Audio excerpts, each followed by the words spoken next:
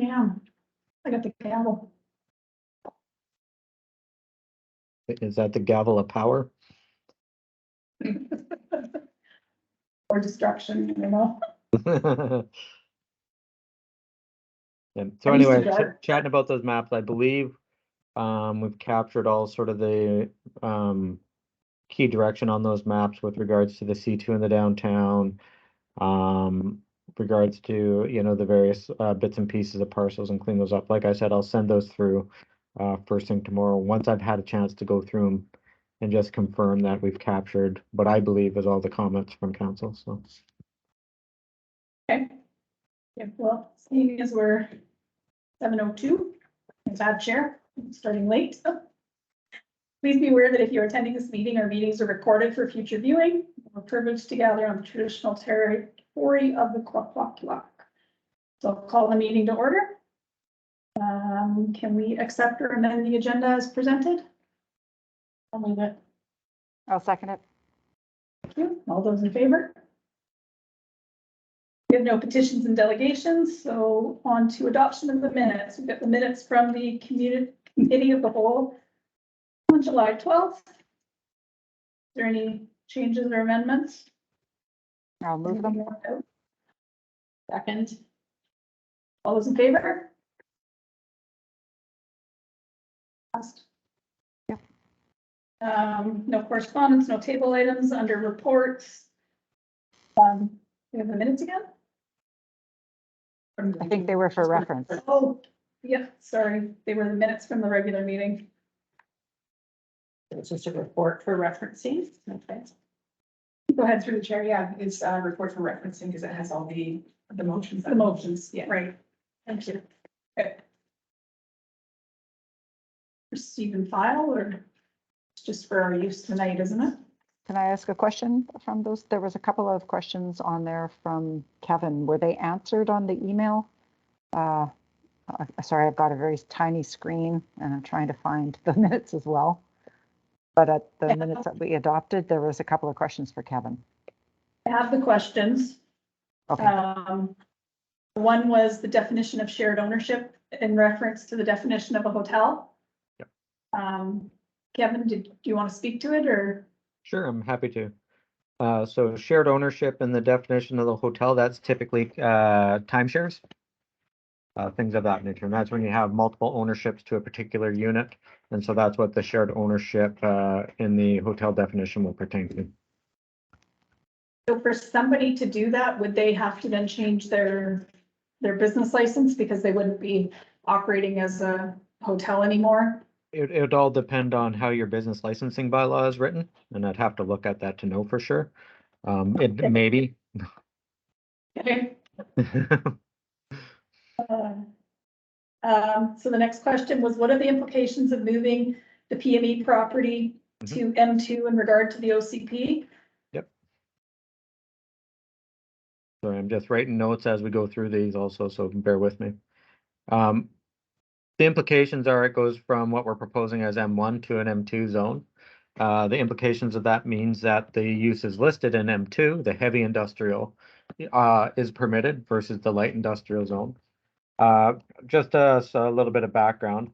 The PME property currently is zoned A1, and the A1 zone itself is a rural zone, and it actually doesn't allow for any industrial uses under the A1 zone other than aggregate extraction, which falls, and that was in there for Orca sand and gravel. So the property itself, this is one of the ones that Mr. Nelson Smith and I were working on with regards to nonconformity previously, and so it's already an existing non-conforming use. I cannot confirm if it's legal non-conforming because I don't know how long ago the uses were established on the property, but it is certainly non-conforming. The proposal for M1 again provides some additional uses. So again, those lighter industrial uses like auto body shops, lumber yards, light manufacturing and processing, where your industrial 2 provides a lot of the same uses, but provides for heavy manufacturing and processing. Understanding what heavy manufacturing and processing, you can think of things like asphalt plants, cement plants, things of that nature, just to give you a bit of context between the two zones. So yes, it's certainly possible. And if council believes it's the right thing to do in the context of the area in which it lies, it's something that we could address as part of this.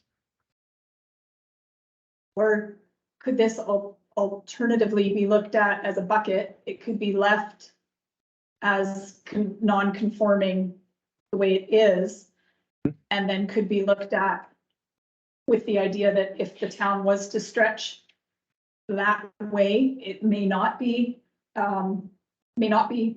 what you want, or it could go to like a spot zoning where, I mean, they make gravel and cement there, so when you said aggregate extraction, like to me, I was like, oh, okay, so it fits, but if there's some planner reasons why it doesn't, this property could actually be a bucket because it needs more than 10 minutes. Aggregate extraction does not include processing. Okay. Right? Just to provide that context. It could definitely be treated as a bucket, but it also isn't unreasonable to contemplate as part of these. I don't think treating it as a heavy versus light industrial is a super controversial, and it isn't much of a stretch from where we went with the M1 either. So it is a reasonable consideration. The consideration for council is, does it make sense in the context of the community the way it is now? You guys understand that area better than myself. I know where it is, but does it make sense to allow for a spot zoning, a single M2 zone parcel in that area? Yes or no? And then if the direction from council based on the knowledge of the community is to do so, we can easily amend the maps to reflect that. Okay. Did that answer questions for you, or did it make it more muddy? Well, I guess I just think we should, if we're gonna change it, let's go to M2 and change it to the proper zone. You know, I'm not okay with playing around with it, so. It's been there 50 years and it's not going in a ways. It's not going anywhere. It's our own concrete plant in the North Island, so. Yeah. Yeah. Yeah, it's not going anywhere. And so with that context, then it likely does make sense to then tweak that to an M2. Okay, Can I make that motion then, or recommendation? sure. I'll second Laura's that ready. recommendation. Laura's ready to type. Sorry, I said I'd second it. Yep, Shelley made it, you seconded it, so that it was to, PME property yeah, would PME be property. zoned as M2 instead of the recommended M1.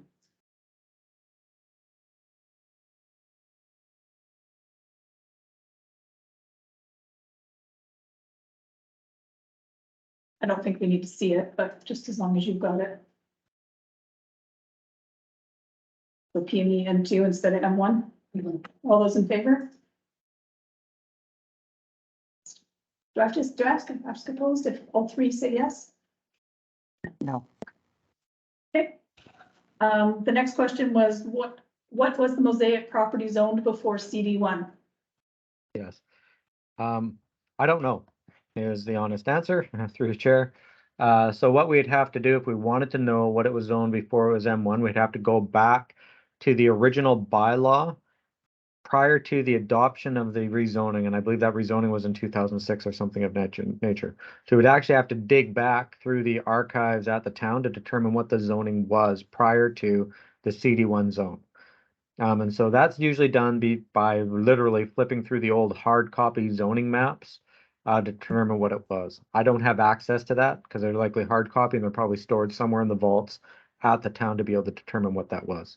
So I don't know what it was prior to the rezoning to change it from whatever it was to the CD1 zone.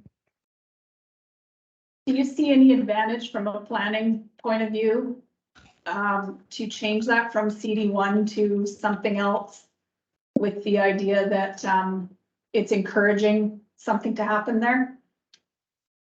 Is that what in effect we would be doing if we did that?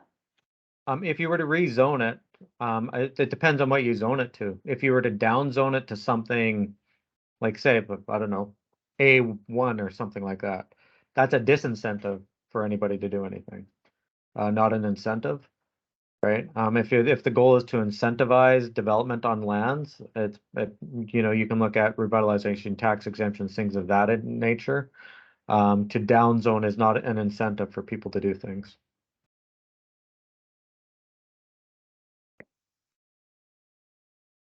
And the last question was, what was the definition of A2? And I think that was because we didn't have it in our.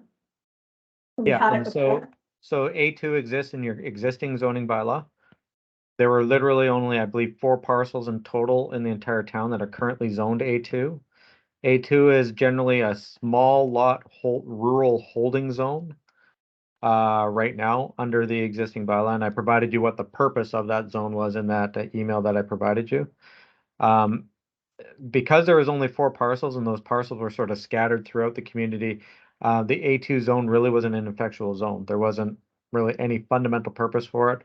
And so what we proposed is the properties that were zoned that A2, which was the Legion and Church up on Mine Road, and then the properties, I believe they're on Cedar, directly adjacent to the forested area, were all A2 zoned. Those ones have been proposed to be rezoned to C2, and then we know that the properties up on Mine Road were proposed to be rezoned to M1.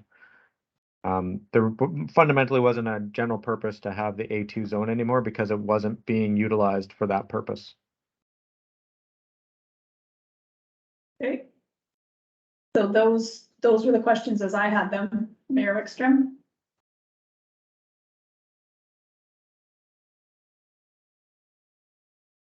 All good? Yeah, I'm all good. Sorry, trying to find the Okay. mute button. I was on Zoom earlier today. It's in a different place. Okay. So that clears up the reports then. So we go on to the bylaw. The draft zoning. So, Are there any changes in this document? no, I didn't. so in my brain, we did deal with the M1 commercial on Mine Road, but we didn't deal with, the Legion. That wasn't something that we talked about, so,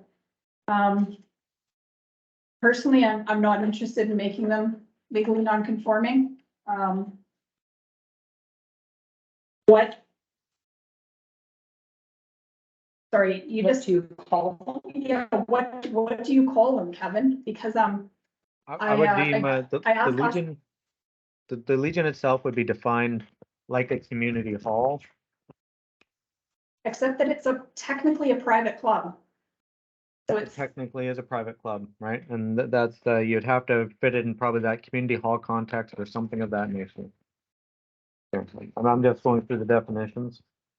We have it as commercial service zone, yeah, is where we park there. which makes them legal non-conforming, so they can never redo their kitchen. Yeah, well, Different they would be Point of deemed, view. I believe, legal non-conforming under the existing zoning under the A2 also. Unless, I don't believe it explicitly states Legion in that zone. I'll confirm if my computer behaves.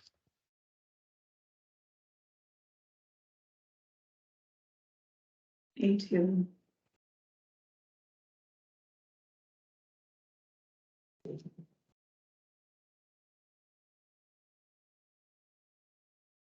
Yeah, it certainly doesn't fit A2 because it's not going to be in the ordinary course of events, the residential expansion Yeah. area and of the that's- community when it's got the driveway to the church or the cemetery through it. And that's some of those things, some of those sort of relic historical legacy things that we have been dealing with through this process. Is that we have the Legion, we're proposing changing the zoning on the Legion. The Legion itself already isn't a listed use within the A2 zone. We're proposing just to try to make the zoning generally more consistent for the community at large. You know, there's things where you could do if you're really worried about it. Doing a specific spot zone within the M1 to recognize that the Legion is located there. Which is an option if there is concern by council in regards to the non-conforming status of or the legal non-conforming status of the current use. So there are some options there for you, depending on where council sort of lies in regards to the Legion and the various operations that the Legion hold on that parcel at this time. How are Legions classified in other communities? Where are they parked in the zoning Typically- bylaws? Typically community halls. Right, and that's probably looking at the small holding zone, that is probably how it was interpreted. Right, that public community hall aspect is probably how it was interpreted by the previous administration that was contemplating citing it there. So what would be your recommendation to make it the least open for interpretation to staff? Make it as clear. My recommendation is I would do a site specific in the M1 zone. Basically, noting the legal title and the fact that the Legion facility is permitted to occur on that legal title. That is the most straightforward without delving into the bylaw and trying to come up with a specific use for a private members club that probably will never be used in any other situation in your community. Can I make that recommendation then? Can I just add a question? What if a Legion came, wouldn't that, or not a Legion, the Masons, say they moved from Port Hardy? Just throwing that out there to see, because you Yeah, said they'd be, never. again, like I said, most communities really don't differentiate between Masons, the Kiwanis, Lions, Legion, they're all deemed community Okay. halls in most situations. Even the definition in this zoning bylaw is consistent with others. Even though it's private, it's kind of pseudo-private and pseudo-public. Because those Yeah. halls, people have opportunity to utilize those hall spaces, not even though you That's may true. not be a Mason and hanging out with the Masons doing what Masons do, right? It's typically defined under that fundamental use. Okay, great. Thanks very much. So A2 is where it was, so I mean, that would be the others, it flips back to A2. But we got rid of A2, didn't we? Mhm. Well, it's in our bylaws, a description, we just don't have anything designated as A2. Okay. Can you word that again, Kevin, how we would classify that as site-specific zone? Yeah, no, Is it that wouldn't be a what you- site-specific zone. What you do is in the M1 zone, you go to the bottom of the zone and you have basically you put in a little clause under conditions of use going on this civic address, this legal title, this use is permitted. And so it makes it specific that that community hall use can only occur in M1 on that specific property.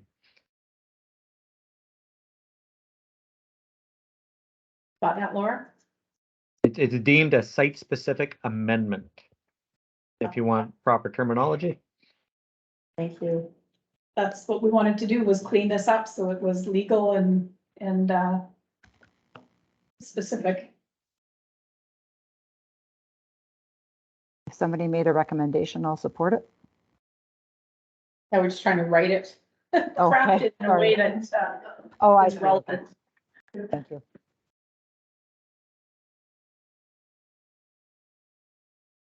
Put in brackets on this address, the Legion. Just so later we know what. Please. Just gonna pull this Word document over.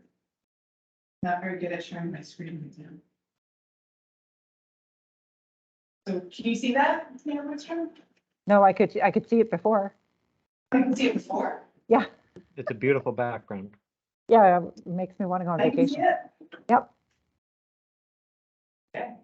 I just thought on this address, if we put in brackets Legion, then for referral later on, or if anybody else looks at the notes. We didn't do that with the doctor clinic. I mean, we did this is how we handled the doctor clinic with regards to cannabis retail. Yeah. The site-specific amendment to allow Legion on address And then that, in the M1 zone. and then from a planning perspective, that's keeping the Kevins of the world happy because you've got that stretch there. Except for that we've got it ranked as CS1. So we're actually flipping it back to Oh, M1. oh, sorry. I had it written on here that it was M1. We're going to, Well, according to the map, eight it's files CS open one. here. Pardon me? Sorry, I'm just, I got like 8 files open, so I'm bouncing back and forth between stuff. This one. And previously it was, A2, A2, yeah.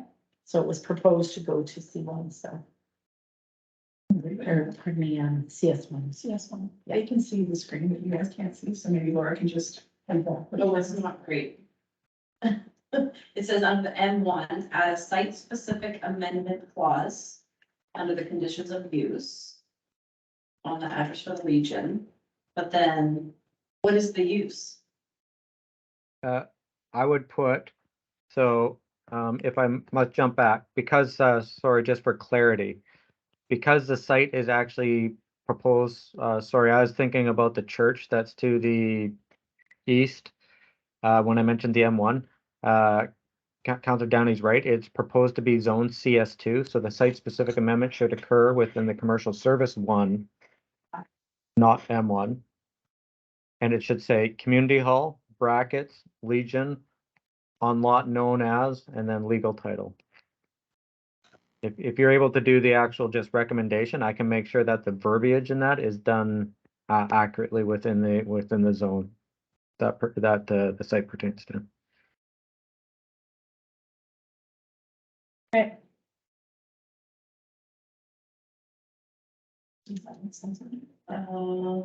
Can you tell her again, Kevin, so she can capture that? I don't, you guys can't see it, we can see it.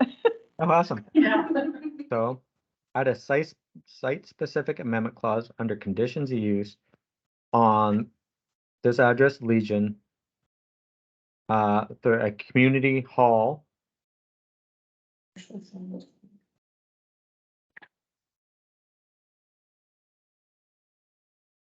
is permitted for the operation of the Legion or something of that nature, and then I'll be able to write the proper legalese in the zoning bylaw to capture that direction. CS1. For the Legion. Yeah. Yep. No, I was helping her type the last word, sorry, that you can't see.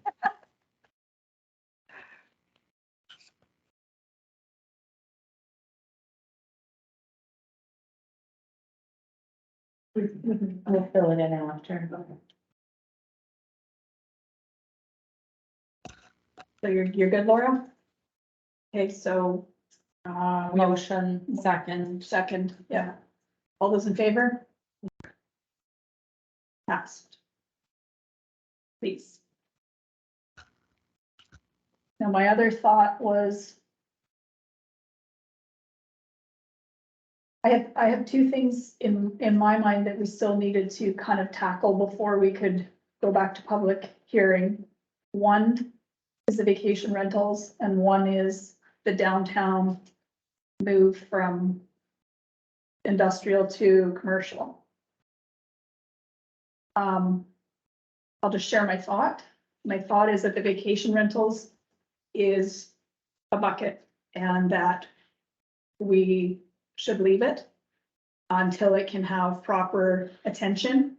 I'm looking at, Cumberland's my reference because I get emails from them. They've done a lot of work in the last little while. And it seems like there's been surveys, and it's all very specific to do with the vacation rentals. So I feel like if we were to just suddenly stick it in there now, when we haven't had any real focused discussion on it, I don't personally feel super comfortable with that. So I would like to put that on a list for I guess technically the next council. Future consideration. Future consideration, there's a good way to put it. I don't know how you guys May feel I ask about a that. question? May I ask a question of Kevin? Sure. So to do that properly, what's the time frame? Do you feel, given some of the responses we had initially when we just put it in a bylaw? Yeah, typically it all based on how much consultation you want to do, but you want to give it a solid 6 to 8 months to be able to take your time, come out with a proposal, what it might look like, and be able to take a proposal on how to manage vacation rentals out. One of the things that I've seen that when you go out without sort of a base of where you're starting at, it can take longer, but if you come out with sort of a, here's our proposal, what do you guys think? And allow for open dialogue, almost like the open house we had the other night, but bring an actual vacation rental bylaw forward. That's super draft that allows people to write all over it and have conversation. And I think you'd probably be looking at that 6 months time frame. Thank you, Kevin. And I assume in that you'd be gathering information about your vacancy rates and Exactly. probably some statistics from your local hotels or. Yep, you know, And things typically- of that nature, your vacancy rates allows you to do some survey work, open house work, things of that nature to have fulsome discussion in regards to what it means for people. I would also recommend that probably it's worthwhile to chat with like CMHC and those people that deal with financing on how vacation rentals either support or detract from mortgage helpers and things of that nature. One other question, if I may. Kevin, way back you had mentioned something about vacancy rates and tying short-term rentals to the vacancy rate that we have. So would that also be part of the draft bylaw as well, or how does that Yeah. work? Yeah, it certainly can be. There's a different way. I've seen it done different ways.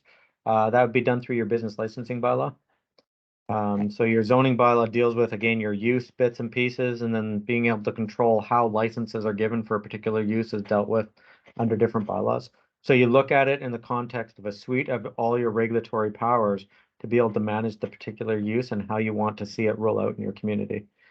By pulling it out and doing it separately, it allows you to look at all the suite of bylaws that you have, right? Because you're also gonna probably want to look at your nuisance bylaw, your business licensing bylaw, and zoning bylaw all at once to address your vacation rentals. Thank you. And a question that comes up that I've heard is, do you include them in the MRDT taxing as well? That's a No, great so- question. And I don't have an answer for that one. I can answer Okay. that question. If they're going through Airbnb collects the taxes, the MRDT, and it does not matter how many rooms they have, they collect it anyways, and then it gets forwarded through Airbnb, so they have an agreement with them. The government, yeah. Only if you go through that platform. for renting. And Gabby, otherwise it's the number of doors, correct? Yes, normally it's the number of, it has to have 3 or more if it's a B&B, like the Stewarts had at one time, or the number of rooms that they have. If they have more than 3, then they have to pay the MRDT, but in order to capture the Airbnb revenue, they changed it to all Airbnbs, regardless of how many rooms. So do we need to make a recommendation that a future considerations list be built and this go on it, or how does this not get lost? Is it just because it's not there, somebody would naturally go to it later, or how does this work? Or you wait for it to come back To to come back up? council, either from the public or council brings it forward of their own initiative. Okay, I just wasn't sure. In my industry, we have corrective action logs and planning things that you go back and you resort to, so. So the other thing was the downtown. Industrial to commercial. How do you feel about? How do you feel about it? Do you think we can make some headway and come up with something, or does that become a bucket? Kevin, are you able to share that map? Yes. Even Sure. even though it hasn't been confirmed? Yeah, sure. Attempt to. Oh, that she'll have to stop sharing, I think, maybe. Do you have permission to do that? There we go. Oh, look. Can you guys see that? Oh, Yeah. awesome. So this is based on the tweaks just from the comments the other day to transition a lot of these to C2, Black Bear back to C1. We got this back to the A2 zone. This little guy here back to C2. Based on, and like I said, I haven't had opportunity to review these in detail to know if I got this right, but this is the tweaks that my mapper was able to do for us. So this is sort of where the proposal lies right now based on direction. That's not what I was looking for. I was looking for the existing map. Here, one sec. I'll pull up the existing map also. Unless you Existing- changed your colors, it looks like everything that's C1 is now been classified as C2. Which I have was changed, the I have, opposite. I have changed the colors Okay. because they were so close. I found them really hard to differentiate. So I had perfect. them hatch the C2 with this line, so it could be differentiated between the two pinks. Okay, great. Right, because I just found it really hard to differentiate and when they're so close together. So I had the C2 is now this hatched color, and then the C1 is this pink color. Oh, yeah, Right. Can you see it? I can see the hatch mark. It, like, the color's the same for me, but I can see the Yeah, hatch. exactly. Yeah, the color is there so you go. close that Okay. the color was so close, I had a hard time differentiating, so I had him hatch it just to make it very, very clear the difference between the two areas. Didn't we say we were gonna leave that one? We didn't discuss Island Foods, which is currently M1, operating as M1, investing and spending dollars as M1. And we wanna, it's proposed to take that to C2 or C1 now. So I thought- don't know. Did we And not make a that's motion this- for that? And that's this parcel right here, correct? And I thought Yeah. that the way we had worded it, that one wasn't included in it. That was their amendments, motions, amendments. Yeah, so.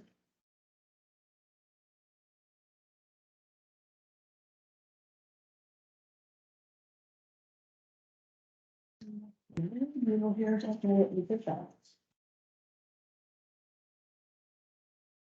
I don't believe we talked about that at all. Is it this one? I think, I remember Ryan saying something about, it'll be interesting to see how That's we just can make taking that this work. one back to One. Sorry, Yeah. Shelley. Property east No, of no, Hemway and please. Broughton Boulevard. Cause here we go, the property C, that's how we did it, the property C1, as per the bylaw 26671, between Campbellway and McNeil Road, Hemlock to Cedar remain as C1. Yeah. But within there, that one parcel That's all- previously was M1. yeah, but So that's we all actually didn't talk about that. exactly, we had left it. But the colors changed. No, I'm saying is we didn't talk about it because right now in this variance, we've got that proposed to go to C2. But now we've said it would go to C1.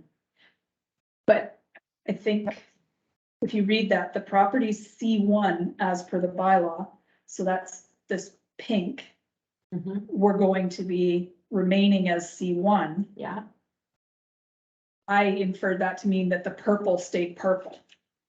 Yeah, I thought so too, but And that's fine. That's what I mean. Like we read it and we made our interpretation of the notes.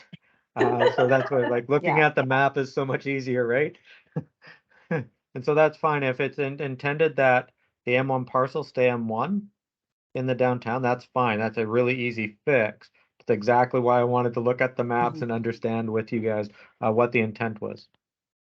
As the properties across the road as well, I thought we had left alone.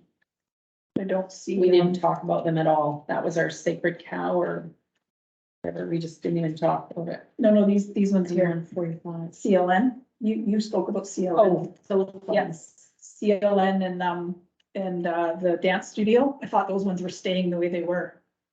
But we're in hash mark now. No, we were changing those because those are a mixed use in there. yeah, I don't think we decided, like, I believe that whole street we hadn't decided and the other hatched mark on the other side we hadn't decided. But I do agree that, sorry, Island Foods, given that, you know, they had made a significant investment, we thought it was like over $1 million and. Do I we don't know that? Well, I don't Did you know. know? We haven't had a report. Okay, that's true. That's an- Okay, so never mind about the dollar figure that they'd made a significant investment. That's all. We'll leave the dollar figure out. So I guess my question, when I look at, I drove around tonight, I drove by all the M1 properties and kind of took a look at them. The one on the corner, where the machine shop is, or the repair shop is going to be vacant soon. We know that. There's an opportunity for it to be used in another capacity now. But when I look at what's currently operating as M1 within our town boundary, I don't see any of that as problematic at all. I don't. So then my question then would be, when I look at the permitted uses, principal uses under the M1 zone, is there anything in there that we would not want to be operating on those current M1 sites? And if that's the case, do we pull those out and create a new category as instead? So, we've got manufacturing and processing. Well, do we want manufacturing and processing on those in an M1? And I would argue, no, we don't. That really should not be located there, but that's M1. Yeah, So, if I may, if what you're wanting to do is create like a heavy commercial zone or something like that, I recommend that that's a completely different process. Because what you should be doing then, if that's the case, if you want to create a brand new zone to capture that use, it really is a lot of site to site analysis of what's actually occurring on each site. What is the nature of the uses? What are the impacts of the uses in creating a specific zone around those fundamental uses? It's something we can do, but it's not something that we can do in short order. Right. And so that's a fine approach. But it wouldn't be a C2 and it wouldn't be an M1, but it'd still be some form of industrial. Because like a freight transfer depot and things like that are certainly not a commercial use. So it'd have to be this a process of sort of use classification and where does it fit between that service commercial and sort of that light industrial where typically light manufacturing exists. So creating something that fits in between those two intensities of uses. so I think that's the road we need to go down. Because, Again, give it a good amount of time and thought to. well, my struggle right now is M1 right now, manufacturing, processing, light processing is permitted in those zones. Somebody could start that up. Greenhouses are permissible. Do we want greenhouses smack downtown? I would argue probably not. A tire repair shop is practical. It makes sense. Get your tires repaired, go and have a meal, go back and pick up your car. Those make sense to me. But some of these other things in there do not make sense to be permitted in this area. So, and I'm obviously oversimplifying, but you just pull out nursery and greenhouses, pull out F manufacturing and processing. Storage. Do we want a storage facility downtown? I would argue probably not. Having viewed some downtowns where they have storage facilities right smack downtown, probably not. So, maybe we revise this M1 use. And some properties might be non-conforming. There would be only one affected as far as I know because of the storage, but yeah.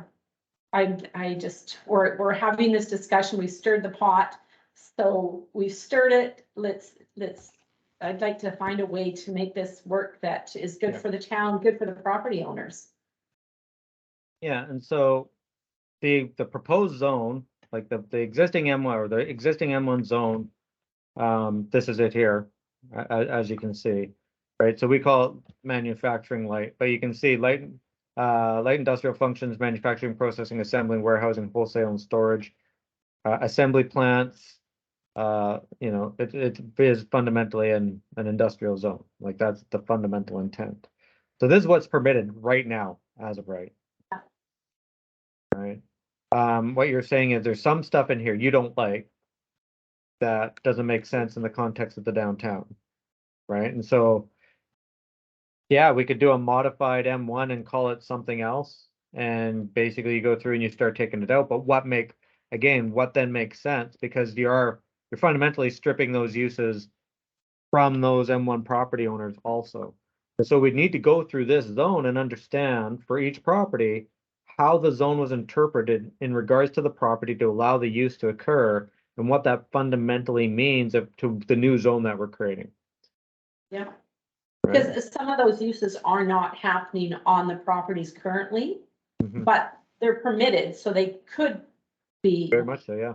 operating. So, and that's it, is right now, what's happening on the land base and that M1 is fine. But if it changes, do we like what it's gonna change to? I would say no. Some of them we wouldn't, so. But that M1 is there M1 elsewhere in the town? You're saying that that could also affect them where it might be okay to have that use. So that's why you're suggesting a different zone.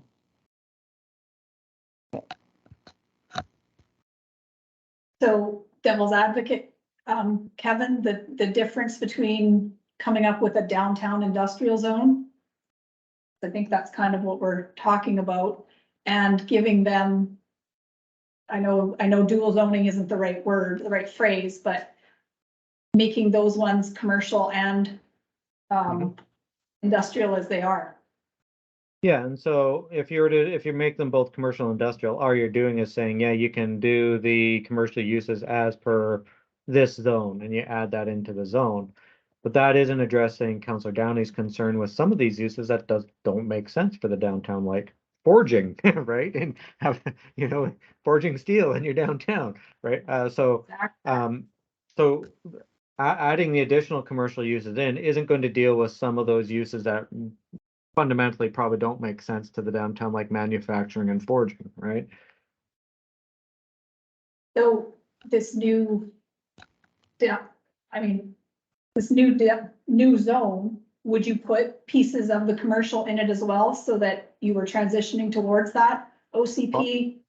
Possibly, I don't know. Without doing a comprehensive analysis, I don't really know what it would look like. Do you know, So would it be an M2 and M3?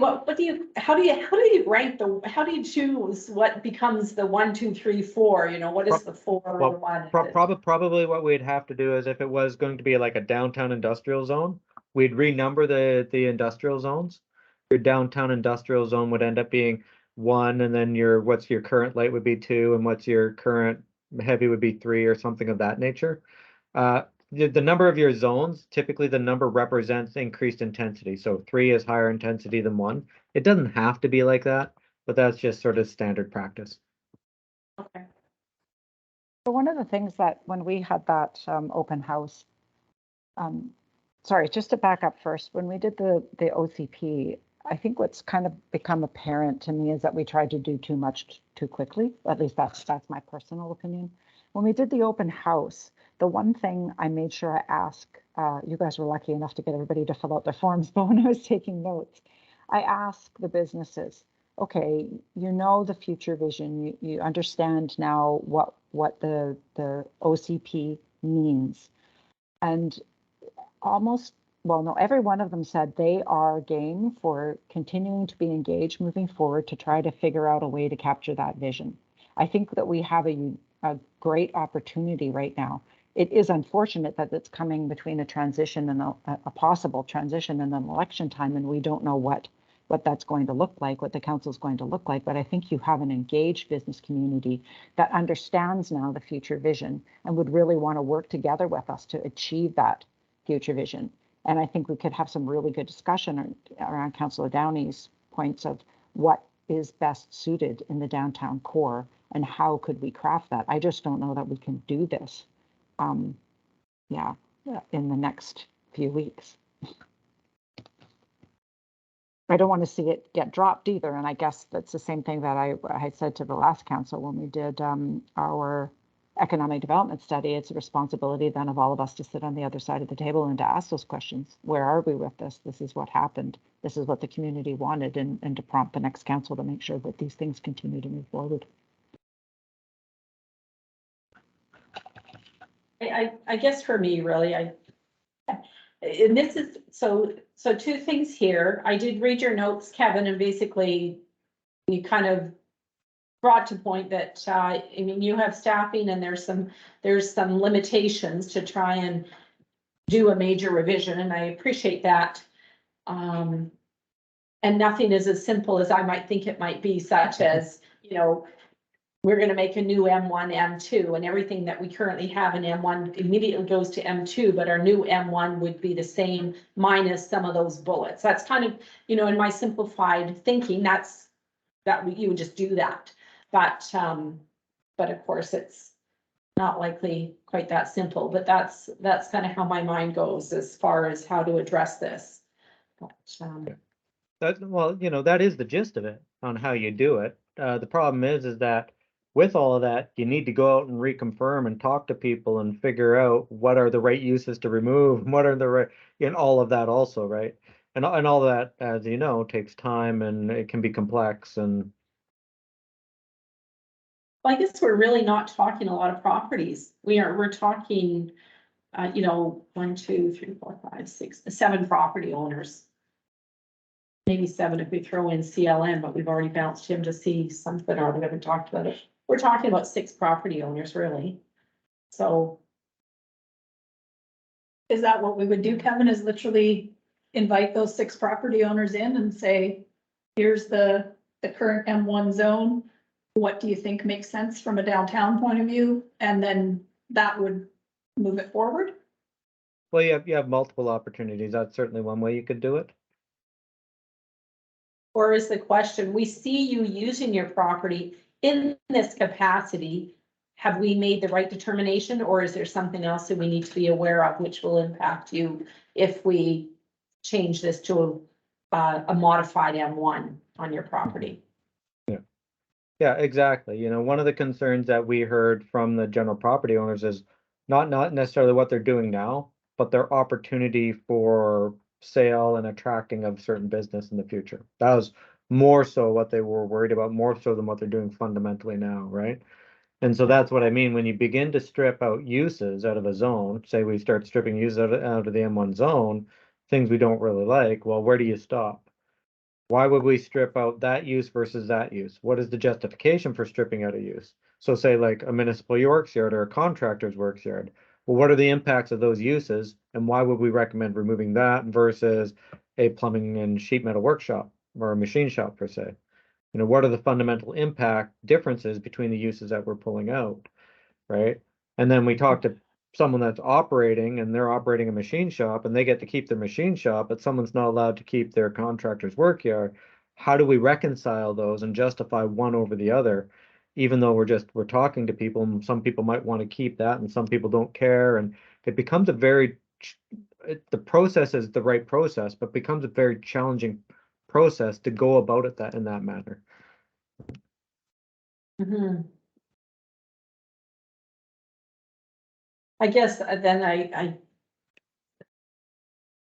pondering everything, I guess I sort of landed that the fact that we would leave our M1s as they currently are, and the next council would tackle that and have those discussions and delegate it to one councillor and say, you go out, petition, find out what we need to do and be clear about the direction council's looking for, and we don't want to screw you over, but we want to set the direction for future with this zoning bylaw and prevent certain things from coming into the downtown core.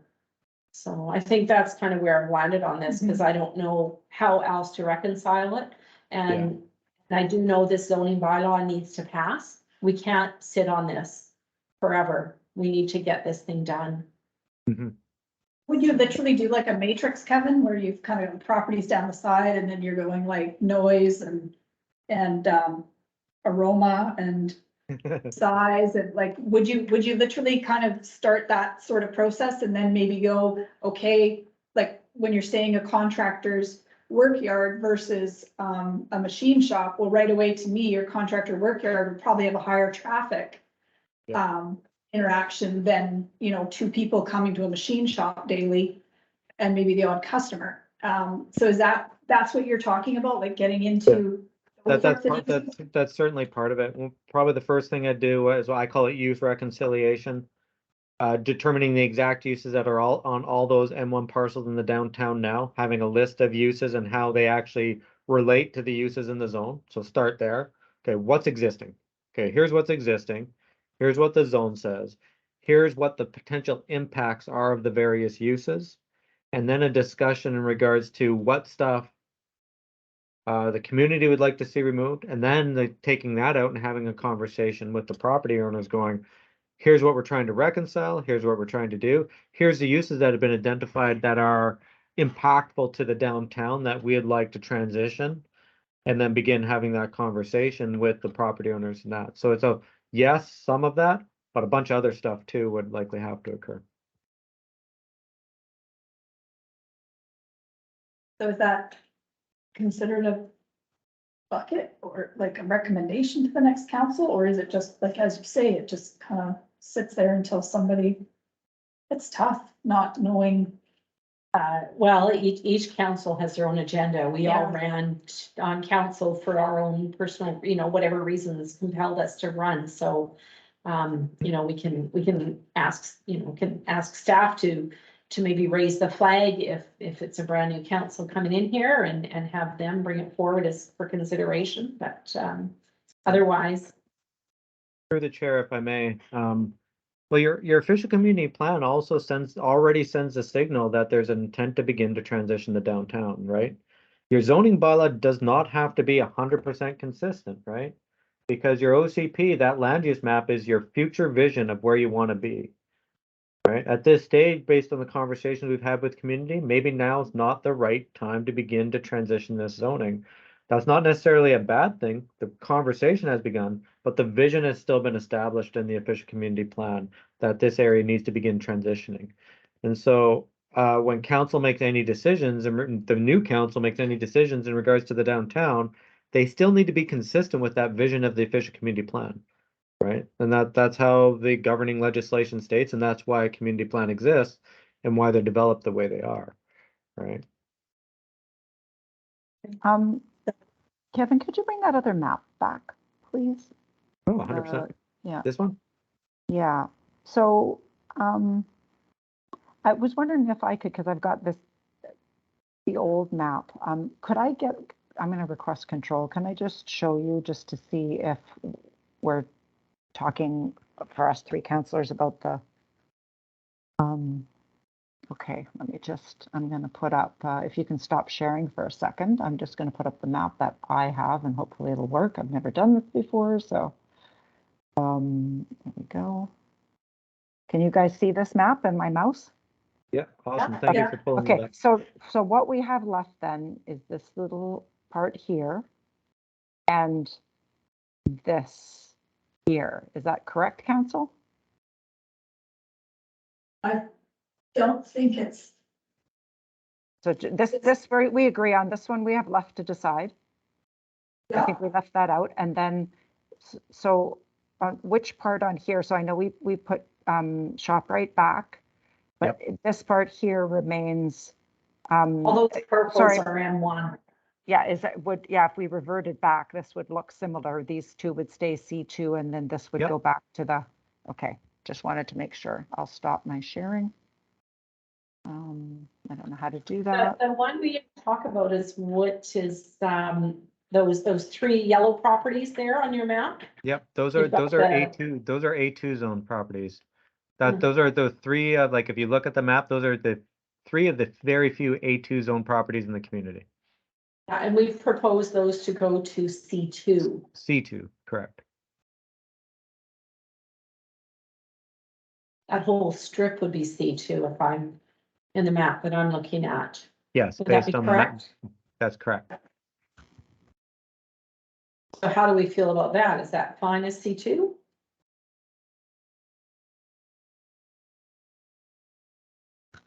I'm Would you fine have with leaving it the way that, yeah, it is. the way it is currently?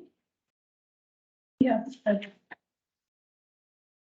Leaving it the way it is best suited for suburban types of land designated. Well, I don't really think that's a residential expansion area. But the C would fit because you've got C over here and you've got C below it, but public use could fit too. Well, there's 4 zonings across that strip there currently, and the proposed proposal brought forward makes it all one. So what's the will of council on that?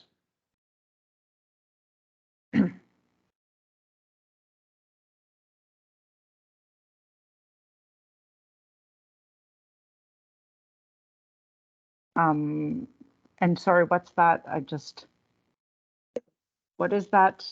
Sorry, Kevin, what is that? Rather than me scrolling, I forgot I'm still sharing. What is this called again? It's the A2 zone, Hmm.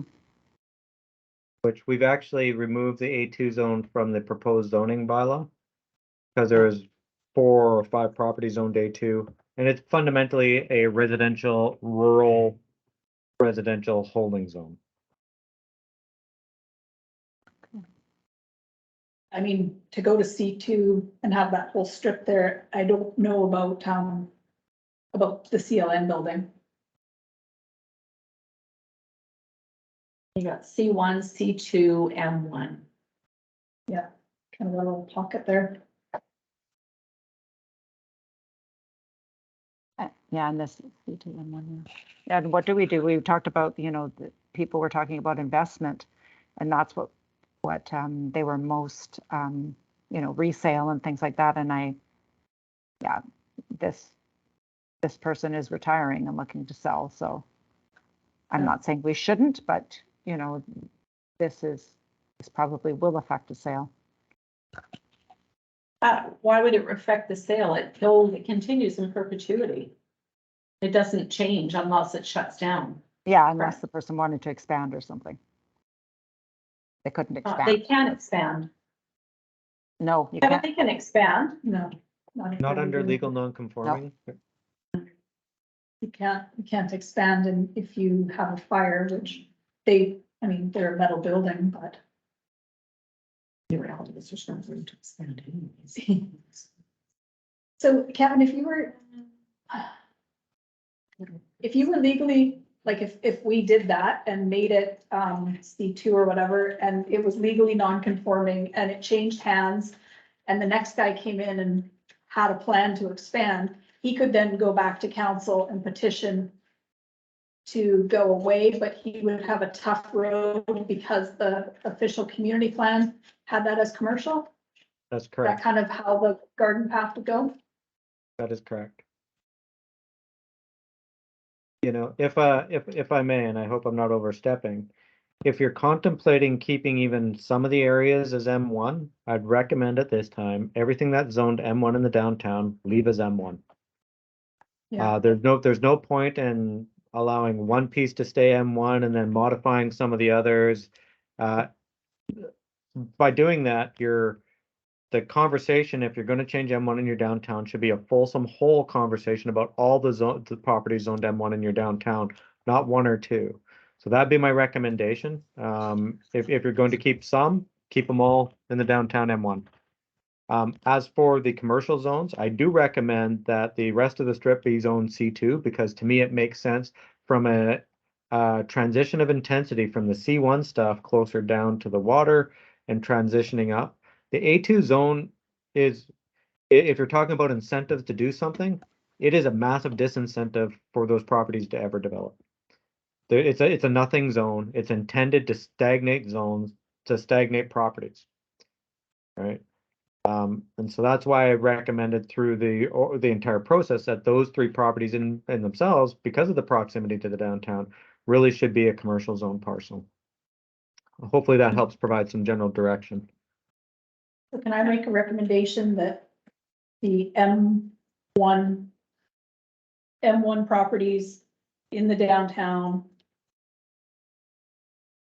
with the proper wording, Kevin, be revert to bylaw 671/2016? I'll second that. Is there any further discussion on it? How did you word that, Laura? M1 properties in the downtown area revert to, Remain as, how about remain as they were in 2016 zoning bylaw? There you go.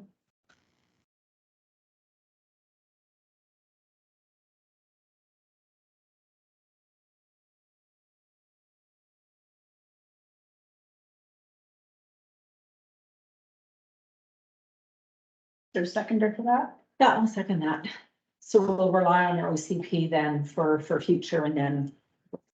Okay, and then leave a wish list for the next council, but maybe they, well, Kevin, you did say that this bylaw should be looked at kind of regularly, right? And you said tracking your non-conformances and your problems would tell you where to go. So, like I Yeah, say, in my the- industry, it's called a corrective action log, so. Yeah, and so you'll look at even in your existing bylaw, if you turn to the front pages of your existing bylaw, you fundamentally have a corrective actions log in the front of your existing zoning bylaw. It tracks all the amendments that have ever happened to that bylaw, right? When you start seeing certain types of amendments coming up all the time, whether they're variances, temporary use permits, things of that nature, and they happen on a regular basis, you know there's a certain part of your bylaw that isn't working, and then you mend your bylaw to fix that issue. And that's maybe something we weren't as schooled on as we're gonna be going forward. Is that one of the Good. advantages we've had out of this process? 100%. Okay. Anything further on that, or can I call the question? All those in favor? Passed. Okay, so then can we take the rest of that strip and zone it as, just leave it as it's proposed to go to C2, just leave it as recommended? That was my next. So I don't I'll think we need second to motion that though, because it is as proposed, it would remain as proposed.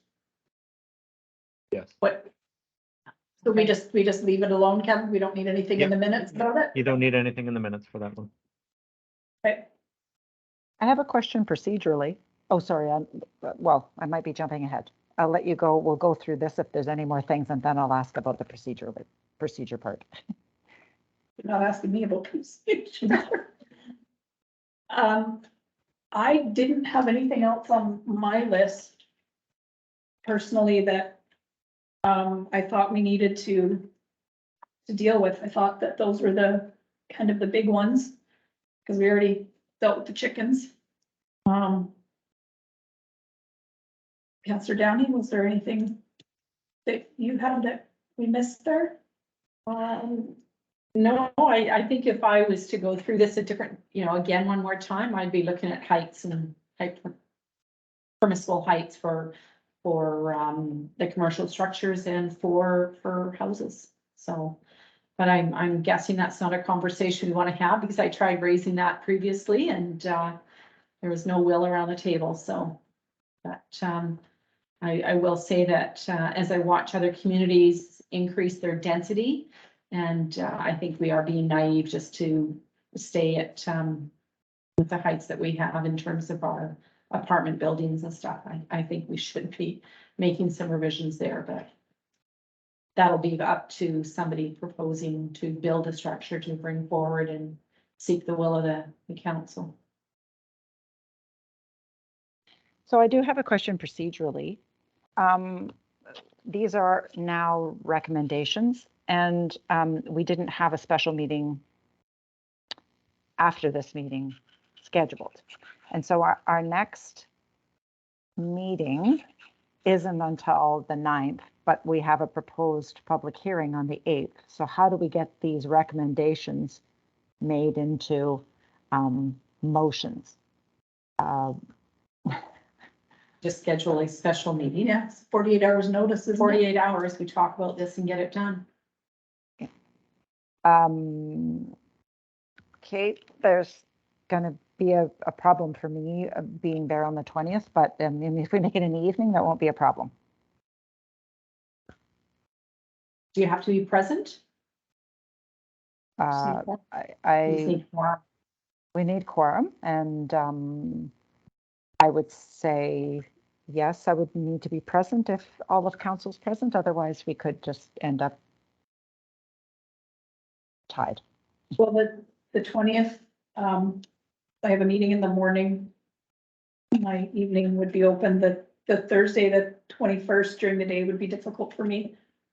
I have my auditor on site that day. If we're just looking at recommendations, I could probably duck out of this course that I'm doing and just, or at noon. If we did it at noon, that's the lunch break. I would be there. I'll just go on my phone, participate that way. There's nothing, are your evenings free? My evening is free. Yeah, I will be coming from downtown, and so there's rush hour. But I should be able to make it back on Wednesday by 7. You know what? It's a special meeting. It doesn't have to be at 7. We could do it at, If you make it for 7:30, I'll be there for sure. another option, Gabby, might be, whenever your course ends, you take it, we do it right then, before you even leave the downtown core. Yeah, can do That might too. be a consideration, but. Yep. Mhm. As long as we have the posted notice time. The alternative then is waiting till the Monday, the 25th. That'd be, But that's tight because we have to give 2 weeks notice, right?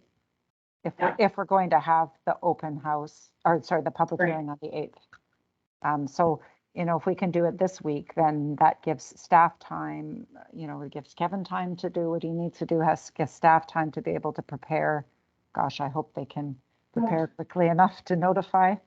I guess the process, Kevin, would be, we notify everybody again that things are changing back to the original, or? Yes. Just Mayor Wickstrom, Johnson here's got a, Yeah, through the chair. So if you have the meeting on the 25th, and we decide to go to public hearing, we can have the notification ready. It'll make the paper that week and the following week. In order to have the open house on the 8th, if we decide to do that, we have time. We just need to put the ad out right away, but we can have it prepped and ready to go. I mean, for me, sooner would be better personally, but I will be, I put my trust in staff and whatever they want to do. I'm also back on the Yeah. afternoon on Thursday. you're back in the office on Thursday? I am. I fly back in. I'll be back in the afternoon, if I don't get bumped. But I mean, Wednesday evening is fine if that works for everybody else. I don't anticipate it's going to be a long meeting, right? We're just going to be. Yeah. Let's just do it Friday morning. Okay. Let's just do it Friday morning. Okay. Sorry, I didn't realize you would be back. Yeah. At the end of the week. you guys start at 9, so do you want to go for 9:30, just so you can 10 o'clock? I don't care. And the special meeting can be all online too, right? Yeah. So it's July 22nd. Yes, at 9:30. 9:30? Sounds great. I'll put that in my calendar. Do we have to make a motion? No, we don't have to do a motion. We're just saying it, then advertising.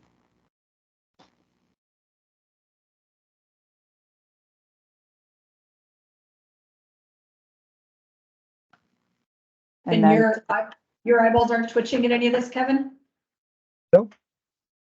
These, all the things that we've discussed have all been options that we've been chatting with over the last few weeks of things that are, can be considered by council. So all of this stuff, is straightforward. And so, yeah, I will have, the written components and the mapping components cleaned up probably mid to end of next week. And so if, the resolutions do go through, it'll be ready to proceed in that manner. If they don't, we'll have the other stuff to fall back on if necessary. Okay, sounds good. Now I've lost my agenda. So is there anything else under, the draft zoning bylaw that we needed to talk about? I have nothing. so Okay, just Uh, one more procedural thing. So I guess Kevin, and you'll be with staff, just letting them know like what letters need to be sent and all that kind of thing, so that we don't have somebody that was missed or. Yes, I'll certainly work with Brenda and the crew to make sure that we capture what's needed. Thank you very much for being here this evening as well.